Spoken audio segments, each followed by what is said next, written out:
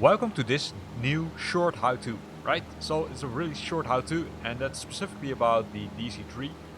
The DC-3 has been added as part of the 40th anniversary update of Flight Simulator 2020, and I would say it's a really nice aircraft, but there are some things which you need to know, right? You need to keep an eye on my altitude, of course. That's one of the things. But let's go inside the aircraft. And one of those things is this one, right? It's the RPM. You just saw it already in the screen. That the RPM is, I would say, crazy high, right? It's in the red zone, and that's even if you would decrease the, I would say, engine power further, right? You will see that it temporarily decreases, but it doesn't, I would say, go into the areas where you want it to be, because you can hear the engine clocking, and that's, well, not what you want, right? Because you still want to have that engine power running without the high RPMs. Well, good news, because you can apply the same knowledge which you might already have collected when flying, for example, the Cessna or other aircrafts. And all these things have to do with the propeller and the mixture, right? So the propeller, if you would decrease it, you hear the engine already. You can see that this gauge goes down.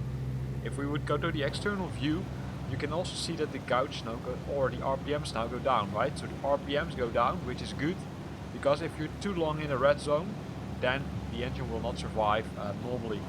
So you might want to play around with this button, and you can do that, I would say, both with the RPM, but there's also another button, right? Let me go inside the aircraft again, and that's this one. That's the mixture, and the mixture can be set to less lean, and that will also affect the RPMs, and will make sure that the engine is not in high RPM mode continuously, because that's not something you want, because it will damage the engine if you will fly, I would say, in a long term.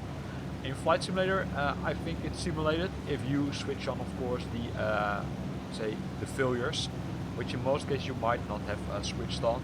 But if you did it, then it will definitely have an effect on the engine.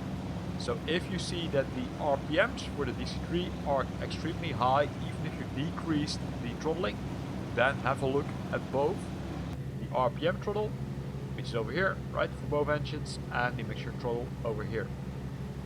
So there's one thing which you need to keep in mind is that before landing, right, because we currently are airborne, you need to set both to full again, because that's mentioned in the checklist, and the same thing is applicable for takeoff. If you take off, then these two or these four should be set to full power, because you need to have the maximum power and the maximum RPM initially. And now you can see that our speed has dropped, right? Because if you would normally leave the maximum, it will also affect the airspeed, and it will be, I would say, on a healthy RPM. You can see that there's a difference with engine 1 and 2, right? Probably that's due to the fact that I have, say, played around a little bit, right? I'm now playing around with the left RPM, or sorry, the left throttle. But if you would go inside and then play around with this one, you can manipulate that, right? If you're lucky and you've got a really nice joystick, you can use the RPM levelers on your joystick, especially if you've got a special one which allows you to manipulate them individually, because that's likely what you want to do, right? In this case, I need to do it with my mouse, and that's sometimes a little bit tricky. Of course, there could be an option to map both, let's say, levelers to the same, or sorry, one leveler, no, rephrase, one controller or one control item to two levelers. That could be an option, but that makes it a little bit more realistic. But you can see that the RPMs are now kind of in sync, not 100%, but I would say good enough. So here ends this short how-to, where we looked at how you can control the RPMs of the DC-3, which was released as part of Sim Update number 40.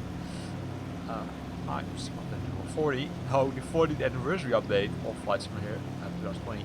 The 40th Sim Update, will take some time, right? It will take a few years. So here ends this video. I hope you liked it. If you liked it, then consider to use the like button. If you've got questions or comments, then feel free to post in the comment box below. And if you want to stay up to date about new business posting, then make sure that you're subscribing to my channel. Thanks for watching, and see you next time.